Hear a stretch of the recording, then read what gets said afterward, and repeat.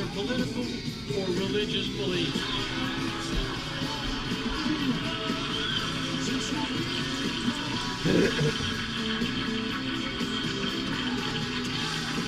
I see our big cities once again shining and beckoning with creativity and ingenuity, with American companies offering American jobs.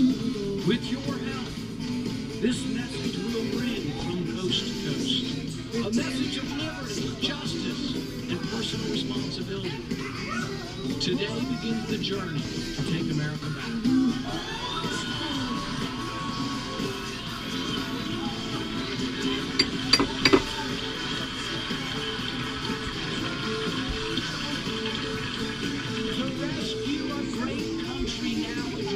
Join me as together we see the new vision for America.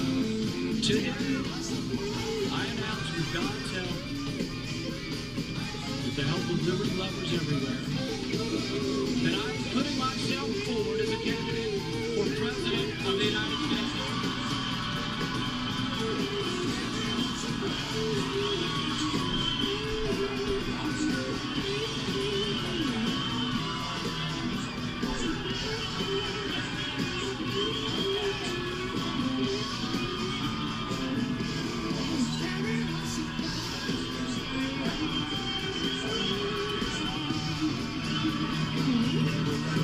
We've come to take our country back is how Rand Paul kicked off his presidential announcement speech, a speech in his home state of Kentucky that lasted just over 20 minutes, starting off with a lot of points on the economy and then moving to foreign policy, also taking some very subtle shots at some other Republicans, but also President Obama. This was a very inclusive speech as well, where he mentioned the word opportunity and justice for all Americans numerous times. We'll bring it out to the countdown and get some quick thoughts. Kennedy, you are a liberty lover. Did you have the Chris Matthews tingle running up your leg during that speech? I learned a long time ago not to let politicians let you tingle. It's very technically, but he certainly checked a lot of boxes for libertarians, somewhat for conservatives when he talked about foreign policy, stabilizing the world, protecting America's interests, not promoting chaos, and not nation building. And I think that is the key that still brings the independent-minded along with him as he goes on a more conservative journey into foreign policy. He also talked about a Read the Bills Act, school choice, which I loved, and a constitutional amendment to balance the budget. All very good ideas. Specifics, Pete, which were really important. I mean, he got into details, but I want to ask you what you thought about the shots that he took. He went after Bush for doubling the debt. He went after Jeb. I think I took it as we don't need a Republican-light candidate.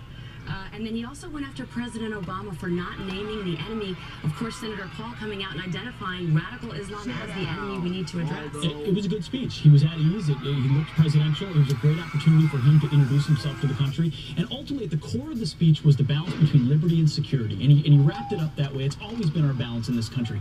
We are a country premised on freedom and liberty, yet we want to be secure and we live in dangerous times. And this president has brought us to the precipice. He talked about not wanting the nation built. That'll resonate with a lot of people. It was a good speech. Now he gets a chance to introduce himself to the country. I think this was, for him, was a good first step. I love the line, eMAG, where he said we need to focus on building bridges in this country, not other countries. I think that will resonate. And you said something very interesting. You thought this was better than Ted Cruz, did you not? Yeah, I did. I think it's a better speech than Ted Cruz. I think he just boosted himself in the ratings. I think he had a lot of policy ideas as well.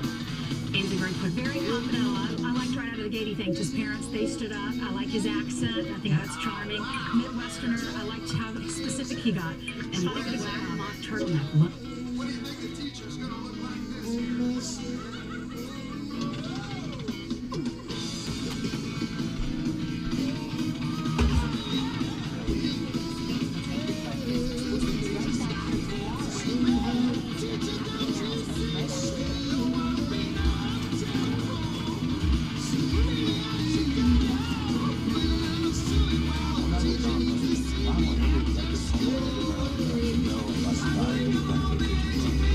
Right to apply for a refinance loan for up to 100% of the home's value. The New Day 100 loan has helped thousands of veterans borrow the money they need to pay down debt.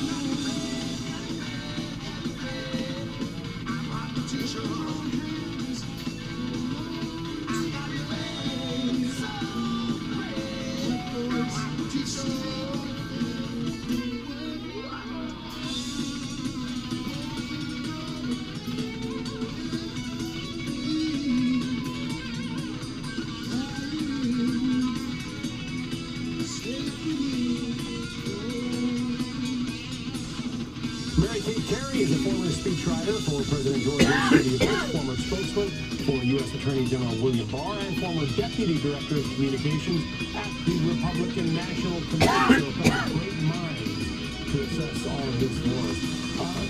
Let's start with you.